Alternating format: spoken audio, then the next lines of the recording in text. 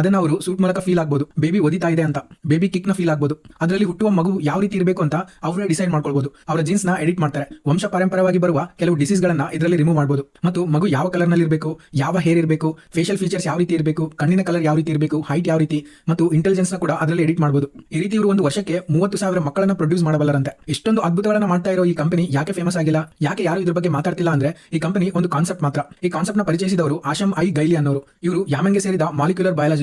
ಇದರಲ್ಲಿ ಹೇಳಿದ ಎಲ್ಲಾ ವಿಷಯಗಳು ಸೈನ್ಸ್ ಮುಖಾಂತರ ಪಾಸಿಬಲ್ ಆಗುತ್ತೆ. ಆದ್ರೆ ಅದು ಫ್ಯೂಚರ್ ನಲ್ಲಿ, ಈಗ ಅಲ್ಲ. ಫ್ಯೂಚರ್ ನಲ್ಲಿ ಜನ ಮಕ್ಕಳನ್ನ ಯಾವ ರೀತಿ ಮಾಡ್ತಾರೆ ಅನ್ನೋ ವಿಷಯ ಎಲ್ಲರಿಗೂ ಅರ್ಥವಾಗಲು ಇವರು ಈ ಕಾನ್ಸೆಪ್ಟ್ ವಿಡಿಯೋನ ಯೂಟ್ಯೂಬ್ ನಲ್ಲಿ ಬಿಟ್ಟಿದ್ದಾರೆ.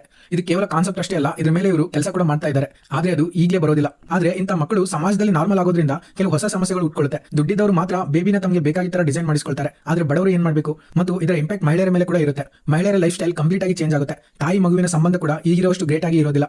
ನೀವು ಇದ್ರ ಬಗ್ಗೆ ಏನ್ ಅನ್ಕೊಳ್ತಾ ಇದ್ದೀರಾ ಕಮೆಂಟ್ ಮಾಡಿ ತಿಳಿಸಿ. ಇಷ್ಟು ಈ ವಿಡಿಯೋ. ಮತ್ತೆ ಇನ್ನೊಂದು ವಿಷಯದ ಬಗ್ಗೆ ಇನ್ನೊಂದು ವಿಡಿಯೋದಲ್ಲಿ ಸಿಗೋಣ.